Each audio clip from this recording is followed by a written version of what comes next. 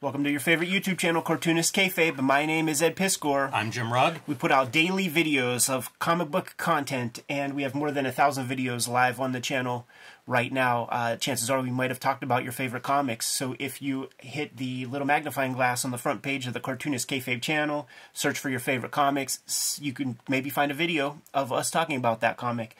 If you don't, though, please put something in the comments. We will bump the best comics up on our reading list for future episodes of Cartoonist Kayfabe. We have a Patreon where the biggest supporters of the Patreon have access to an exclusive live stream recording session whenever we get together, produce our week's worth of videos. They get all the videos before anybody else. That mitigates the kayfabe effect, which happens when we talk about a comic. It often sells out online and in comic shops after we cover it, so you get first dibs on the things that we talk about. And Jimmy and I are going to be at Baltimore Comic-Con this year. We hope to see you there and wear your Cartoonist Kayfabe shirts. Without further ado, Jimmy, let's continue our coverage of Frank Miller's Ronin. We are on Chapter 3, and look at this exquisite cover by Frank Miller and Lynn Varley. It doesn't look far different than some of those Elektra Assassin covers or that Elektra Saga covers, the reprints of the Frank Miller Daredevils that came out around this time. That was one of my early Miller. Like, I probably had Elektra Saga before I had the Daredevil issues. Yeah, it's the cheapest way to get your hands on that stuff. It was, and they were awesome. Yeah. They did look super cool, too, and that was what would speak to me in the early days, because I didn't know anything. It was just like, what looks good? Those covers look sharp, just like this, and it makes you think. Those things capitalizing on Ronin's 1,000%. 1,000%. It's the same format in terms of page count and stuff, because, you know, it would collect 2-3 issues and kind of be sturdy and thick. And I think, swear to God, it was formatted really closely. I think it was. I think maybe even that square, like almost the design even being the same is wild to think about. Let's jump right into things. And one of the things that was noteworthy with this issue compared to the previous is that Miller's attention to the line is different. It used to be, in the first 2 issues, it was like when we're in the gritty urban landscape, we're going Goseki Kojima, Lone Wolf and Cub type line work. And when we're inside the, what do they call that thing? The Aquarius? Yeah, when we're inside Aquarius, we're going full Mobius energy. Or more accurately, probably heavy metal energy. And that kind of goes away this issue, and Frank Miller is getting more and more experimental with the drawings, as evidence right here, where we are seeing basically duo shade. I think pretty much shot, because you get a little bit of the browns from the paper, and that's what you're seeing is like this video footage of what happened with the Ronin, and whenever the first security team was trying to pick him up, it's implied in the previous issue, and here we're getting more of like what actually went wrong there. Pretty neat to see this, though, and it feels like a bold idea on the part of Miller or Varley or both or DC or somebody that was like, hey, let's try this because it's pretty neat. Miller did a lot of duo shade, and we see it in the Frank Miller Artist Edition. It's weird the way it would kind of brown and color and look, and I think that he was just like, yeah, let's put it on the page. I love that idea. Yeah, totally. Definitely very aware of his spreads. So he's building this comic by the spreads, the left hand and right hand pages facing one another. I guess we still got a little bit of glimpse of the Kojima kind of line work here. You do. The very first page, it wasn't as apparent, and it felt like almost we're blending things together. And it's going to go away completely, this issue. In fact, one of the things that was very, very interesting to me going through this issue, Jimmy, is that now when you're putting your work together and you're inking, I don't know about you, but I don't think in terms of line as much as like what it is I'm drawing. I am drawing a wooden fence, so I need these lines to communicate wood. I am drawing hair, so I need these lines to communicate hair. I think Frank Miller is completely conscious of line the entire time, which is a completely different thought process than I or many cartoonists have. This video is brought to you by the Cartoonist Kayfabe Patreon. 3 different levels will give you access to our videos early, and at the King Kayfaber level, you'll get access to all of our videos first to offset the kayfabe effect, and you sit in on the recording session, which really gives you a leg up. We are also working Cartoonist. The best way to support Cartoonist Kayfabe is to buy our comics. And coming out in time for Christmas, Hip Hop Family Tree from Ed Piskor.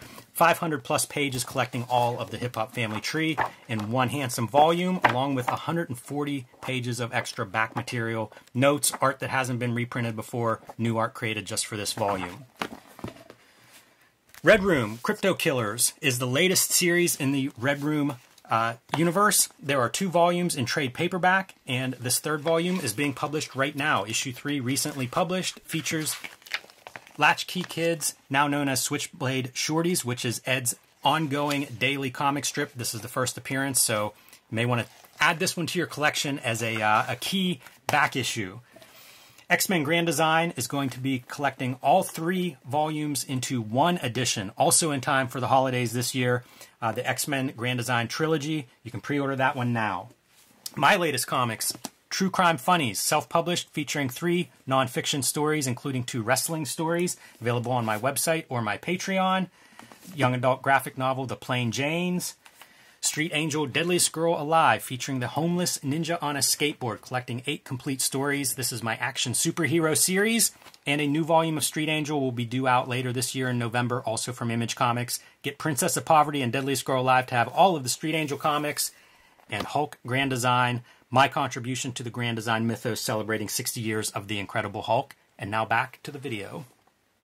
I would bet that's true. I think he was working with Dick Giordano, who, you know, a classic, one of the all-time great inkers. And we did an interview with Miller as he's working on Ronin, and he's talking about learning to ink. So, you know, I think that was something he was very conscious of, and you see it throughout here. And, you know, like, look at the lines on some of the duo shade pages, these, like, video monitors. Again, it's a different line than what you're seeing in, like, the present. Totally.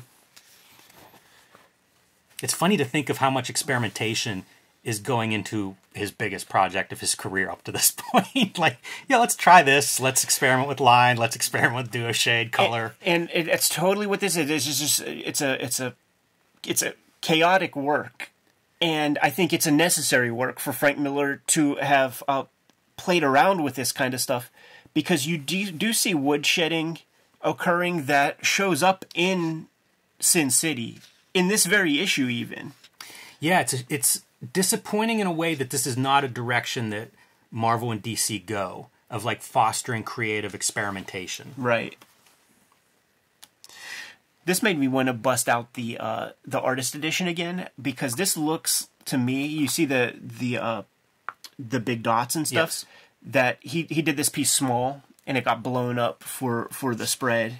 Because those are very thick lines. I would be curious even to just pull out all of these 2-page spreads next to each other and see, like, is he duplicating some of them? Yeah. Because it's such a repeated image, and I don't know, we talked about it in the previous videos, I don't know what information we're gleaning from this, and it's a lot of real estate, man. You know, like... There's probably a single issue's worth of comics of these 2-page spreads throughout the series. It really looks like Aquarius is becoming just like a cancer. I wonder if that's what you're supposed to take, and if you looked at all the spreads, if that's what you're seeing, is it like spreads into streets and is almost swallowing up buildings. Which would make sense, because one of the interesting concepts so far in this reread to me is that this computer's alive. It's biotech, and it is growing, it repairs itself. There's a sequence in here, it might be coming up soon, where they talk about it is like putting roots into the ground to pull literal minerals out of the earth in order to facilitate its rebirth. Yeah, rebuild. Said it before and we'll say it again, but this is a bleeding edge comic, so it's got to create the rules. And when we came into comics, there was already a kind of a language established. And you certainly see it in places like Watchmen, right? Where Doc Manhattan has his own captions and Rorschach has his own captions. So the bubbles that don't have tails is the computer talking to Casey in this case.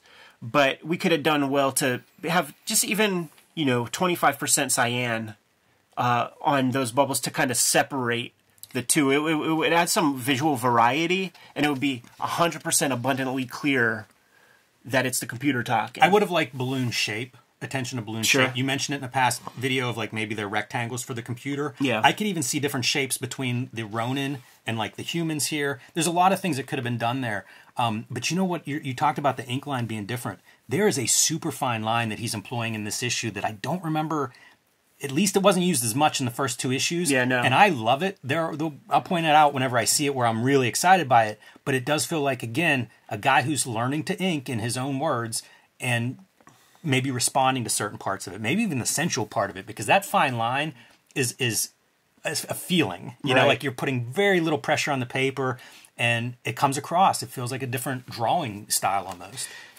And this is where I divorce myself from saying that it's his Mobius style, because you see this kind of style in heavy metal, and it'll be guys like Kaza and some other Europeans of that fashion.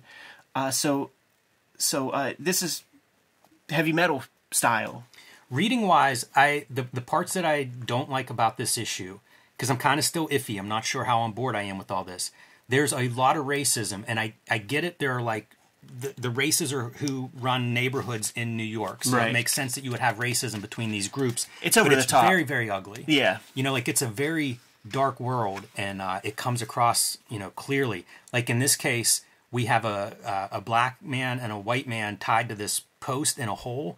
We're going to see more of that hole as this story unfolds, but there's some kind of underground creatures, you know, chuds, right? Cannibalistic humanoid underground dwellers coming up and feeding on people. And the above ground people that are sacrificing them kind of acknowledge, like, if we just keep feeding them, they don't totally come up above ground. I don't remember that subplot from previous readings, so I'm curious to see like how this unfolds, and it's going to accelerate by the end of this issue.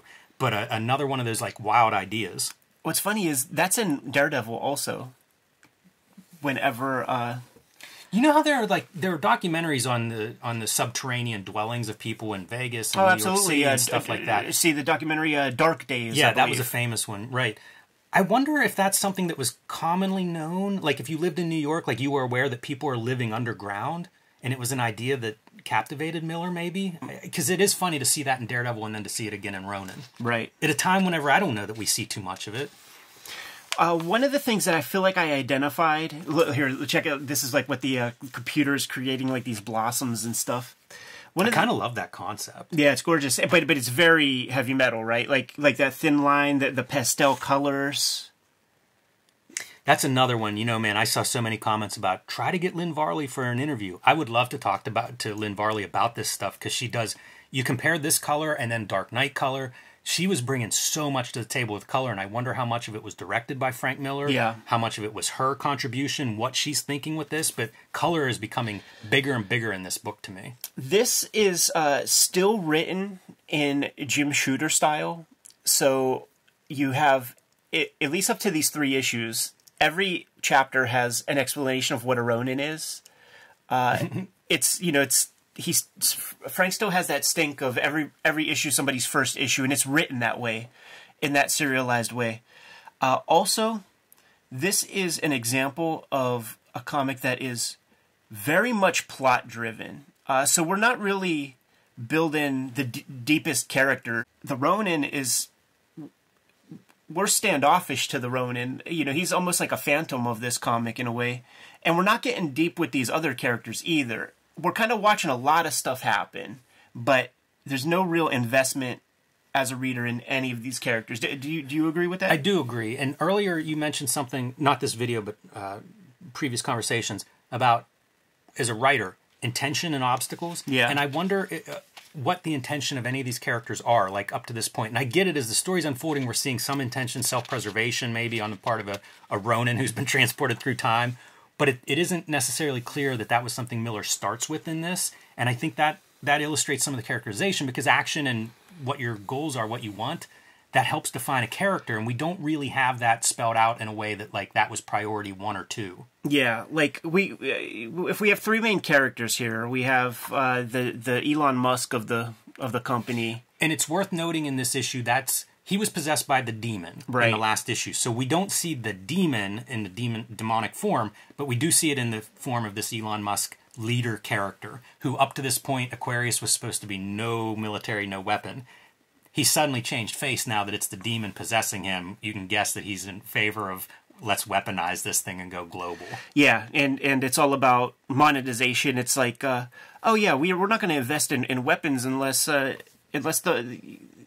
would take quite a bit of money to overcome these feelings. So it's largesse, you know, like, give me some money, we'll go into that. So that's his trajectory, is he's getting deeper with weaponizing this Aquarius project. And it's with foreign governments and things, too, man. So he's supplying the world.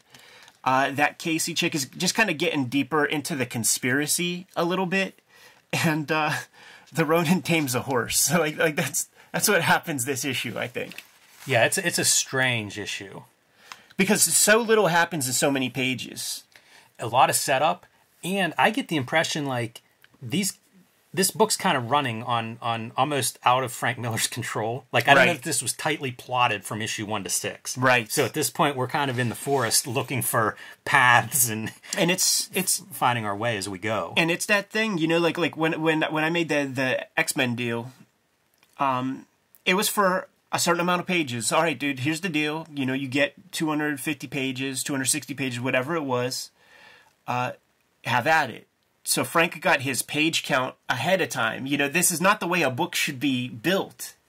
And why would Frank, who might have 50 pages of story in total, why would he not kind of milk it? And, well, if you got 300 pages for me, I'm going to use those 300 pages. But that is what it reads like. Yeah, there he goes to a black bar and starts a fight with that group. Basically, he's going to be working for both of these warring groups. Yeah, and this is his effort to endear himself to the Nazis. Yes. So he's going into the black bar, calling out racist stuff, ends up getting into a scuffle, and it was all done by design so that, like, the neo-Nazis see him. What do we say, Jimmy? What is one of the tenets of the Cartoonist Kayfabe rules of superhero cartooning? Don't show crying. Never quite works as intended, right? Look at these lines, dude. Bit, you know, like him crying is the characterization, because Ronin barely speaks. Yeah. You know, says almost nothing, maybe 2-3 words. And then you see him crying, and I think that's an attempt at something that doesn't quite land. No. Like, if that's what you're building this character off of, we've got a pretty flat character. Like, I don't give a shit about this character. Right. I don't care if he lives or dies. I don't care if he goes bad. Like, whatever. I'm just not invested in him. Yeah.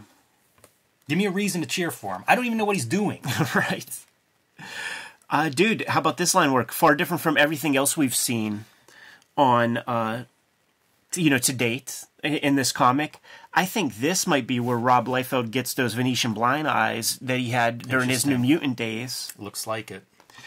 Carlos Esquerza comes to mind with these kind of square kind of hatches that are like these, like, they're not even straight hatches. They're kind of like hair follicle type moves. I kind of love this. You know, like the experimental part of the artwork for me is the big standout of this book. Yeah, absolutely. And it's fun to turn a page and see something that looks like this. And it's also very thin lines that, like, makes me also want to bust out that artist edition again, because I feel like the fidelity is probably much stronger, because you could see the break from the print job here a lot. You know, like, you're getting more information in those originals than what saw print. It would be a good comparison on a page like this. Even just from the instructive part of what were they capable of printing and reproducing back then, because this is cutting edge production. Right. Lynn Varley, I feel like, is coming into her own as this series progresses, which is pretty exciting to see again on the visual side. Yeah. Yeah, we started really starting to show up in issue 2. And I think the print job for that in the issue was pretty bad. Which got corrected in the trade paperbacks. But here are your chuds coming up, man. About to eat their sacrifices.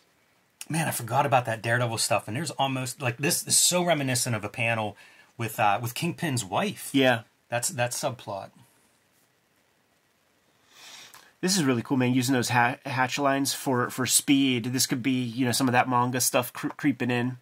But very specifically, Miller is not a weeb, like he's not digging into all kinds of manga. It's very specifically the Lone Wolf and Cub stuff.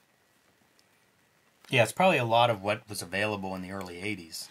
Yeah, sure, but like the places where you would get that stuff, there was more available because he was getting it in Japanese. Like, he didn't have it in English. Like in that Rogue that Ronin interview thing that we unpacked, he said that he loved the clarity of the storytelling because you couldn't read the words. I think where he was getting it, and I can't cite this source off the top of my head, but it was like Continuity Studios had a stack of them that he walked out with, kind of thing. Yeah, for sure. So he may have been limited in what he could get his what he got his hands on. Right, but this would be the same time when Scott McCloud is going to the Kinokuniya bookstore in. He needed to follow Manhattan. Scott McCloud around. I think he could have showed him some stuff. It was there, man. It was there, and it was Larry Hama that brought those things to the studio. He name checks the bookstore. I was looking at these marks too, and this would be another one. Go back to the artist edition because like. He's just trying stuff. Like, there's this fine line and then these really heavy marks. And I was looking at that and going, is that a pen nib that he's pushing to almost the breaking point to get those thick dashes? Totally. I don't know. And he'll do this stuff, too. Like, where's that fuck scene, man? Where, like, he has his screen door texture, and then he, like, lightens it up and darkens it and just puts the hatches closer. But check this one out. He's just doing, like, close together lines and then tapering them off, kind of like Underground Comics, like a Victor Moscoso or somebody. And every page, he's doing a little something different. Yeah, I'd be curious how the editors responding to this stuff coming in, because it's got to be make you nervous when every page has some pretty experimental visuals from the previous pages. Yeah, and I wouldn't doubt that it was a disappointment. You know, like you commission this guy, and you know him from a certain thing. I could see them feeling scammed, to be honest, man. It depends, I think, on the expectations. Right. You know, if they were looking for something new, he's certainly delivering that. Almost like Dune or something. Back in Mobius mode to a certain extent. But then you have these lines, which is the interlace from the screen. This is a great sequence story-wise because this is the inventor, right? This is the guy that came up with this software, living computer stuff, biocircuitry.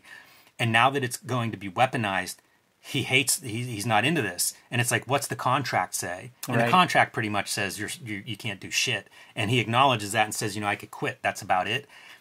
Man, it feels like you're talking about an industry that does not value talent in the Marvel DC world at this time. I think it's autobio piece. Yeah. Absolutely, man. And if it isn't, it could be. Because it still applies. Like, I don't know how much you've gotten into stuff, but just even in house repair stuff, like you get to a point sometimes when things aren't going right, and it's like, look at the contract, I think I'm right, but do you want to go to court over it? Right. Like who wins that? Yeah, totally, man. And it could be as simple as like some stuff that he dealt with like the electric character. It could be stuff with you're deep enough in Ronin that you know that you're never, it's the same deal that Alan Moore got. You're never getting that copyright back. Dude, it could be whenever you're picking up those Lone Wolf and Cubs at Continuity Studios and Neil Adams is just telling you stories about, artist rights and things. It can't be a secret. Like he's working in studios with other cartoonists. Like this had to be a topic of conversation amongst the upper echelon and amongst the people that were looking forward to like, what can this industry and this medium be? Right. There was legal stuff that had to be sorted out if you were ever going to be able to make comics the way people were doing, the stories people were telling in other art forms. There had to be some legal evolution in comics to really allow that. It's really fascinating, and this is Lynn Varley coming into her own. Yes, because like she's doing everything she can to give like a clear wash, which is like hard to do, but then you don't have to do that, and she never will do that in her future works. There'll always be some noise, some stuff happening. But like even that horse, it's a little uneven and stuff. I wonder when she gets issue 1 back. Yeah. And that she can start to apply lessons of seeing this stuff in print and what works and doesn't. Because at some point it's got to come up. Like I'm guessing around this issue. Right, she see results. Yeah, maybe issue 4, something like that. She's got to have issue 1 back, or at least have seen proofs for issue 1. And I'm just very curious, like, it feels to me like she's evolved a lot from issue 1 to this point. Yeah, definitely playing with more adventurous colors, but still keeping that wash, Man, it looks like marker. Some of it, doesn't it? Yeah, there's something going on there. I wonder about all that, what kind of media she's using. These parts that would have been flat color maybe in other circumstances, you're starting to see less attention to like trying to make that flat. Like it's fine if there's some variation there, that'll print okay. It's funny to see the horse and think about Dark Knight Returns. Totally. There's a Frank Miller group on Facebook. I just joined it, and some guy got hold of a 1972 fanzine that Frank Miller published with like another dude or two, and he's drawing comics with horses in them that early, which to me is like extremely freaking ambitious. I wonder if that goes back to when westerns were huge, because westerns as a genre go up until what, mid 70s, certainly early 70s are probably still, you know, if you're coming up in the 60s, you're seeing western as a legit thing. Yeah.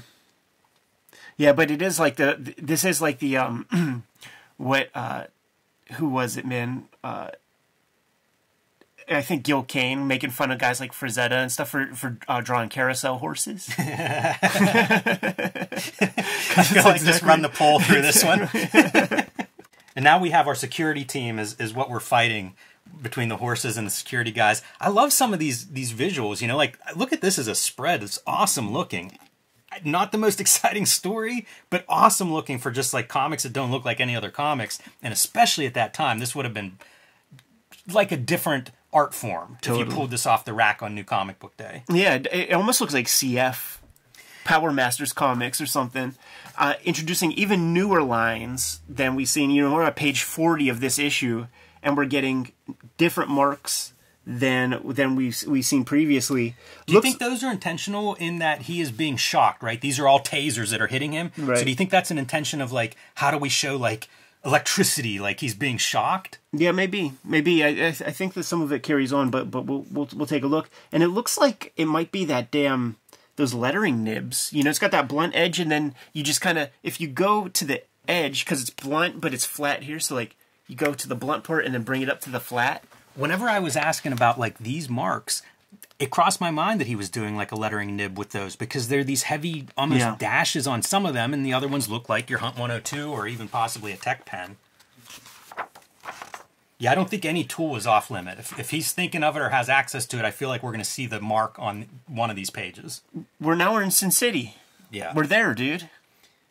100%. He made it. It's even black and white. Exactly. Like even then Varley backs off and it's like, all right, take a look at what you want to do in the early 90s here. Like, look at that, dude. That's a Sin City drawing.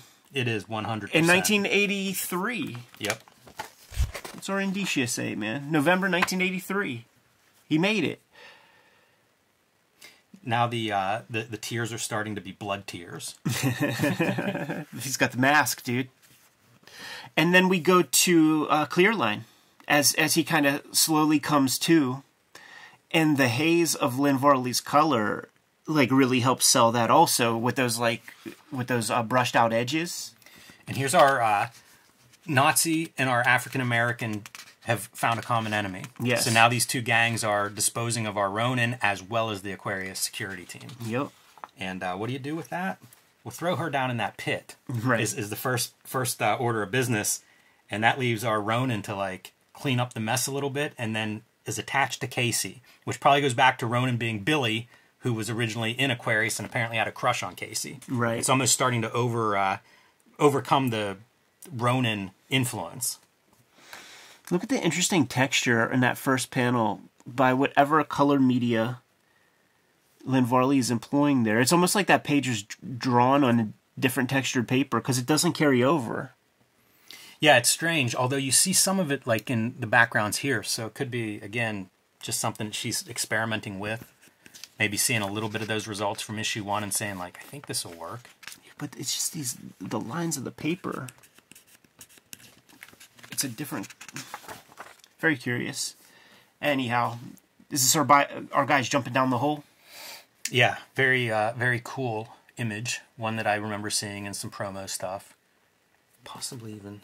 No, I was thinking it might have been a cover image or something, like a back cover image, but not on this edition of the trade. There it is, man. Chapter 3 of Ronin, and I think we identified some things that, as a reading experience, doesn't land so much, man. The intensely plot-driven aspect of it, I think, is a barrier to most people, because it's good to have a character to kind of lean on when you're going through a narrative.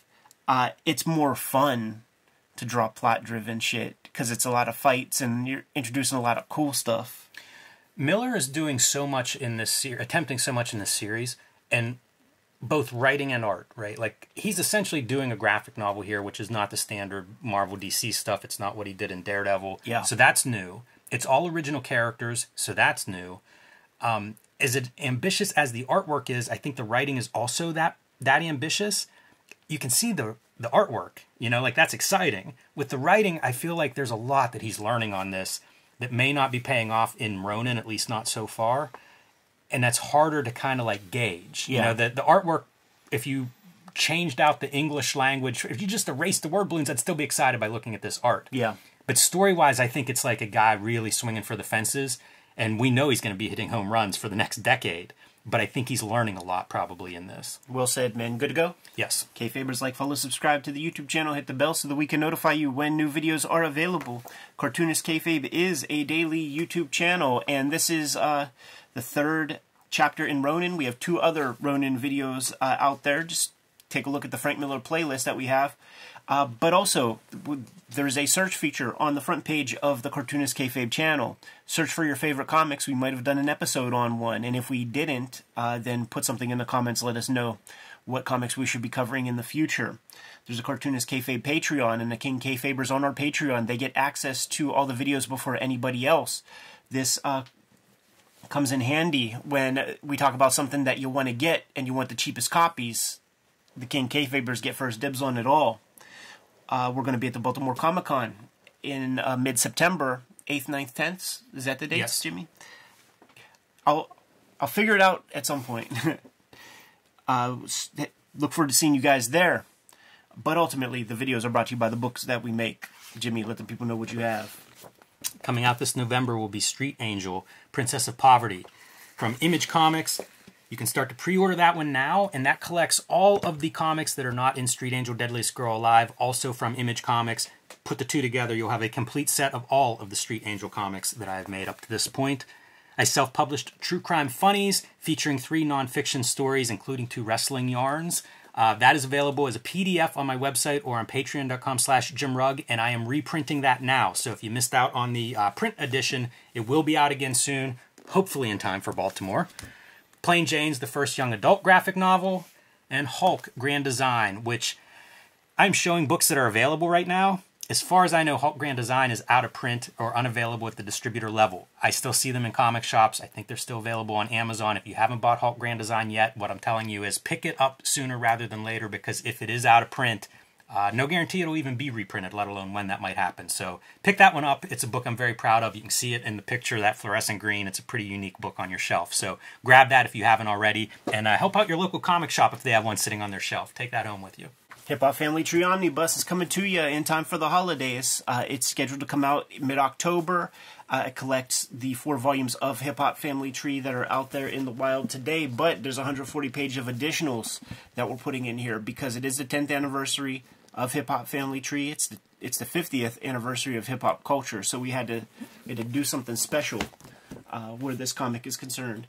Not the only holiday comic coming out this year.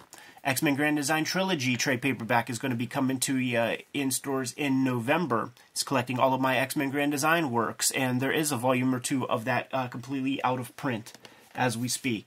2 trade paperbacks of Red Room are out there, The Antisocial Network and Trigger Warnings. And right now, we're putting out the last season of Red Room Comics, Crypto Killers. It's going to be a 4-issue series in total. There are these stories are all completely self-contained, but this 3rd issue has a prototypical version of my daily strip that I'm going to be putting out in 2024. I call it Switchblade Shorties, but at the time I made this comic, I called it Latchkey Kids. And it's going to be a hotkey when the time comes and I start to put out my daily comic strip, man. So make sure you get issue 3 of Crypto Killers at the very least. Jimmy, tell the people what else we have going on. You can subscribe to the Cartoonist Kayfabe newsletter at the links below this video. You can also pick up Cartoonist Kayfabe t-shirts, merchandise, hats, mugs, fanny packs, stickers, and lots more at our spread shop. That link is also under this video. All good ways to support the channel. Give them those marching orders, Jimmy, and we'll be on our way. Read more comics.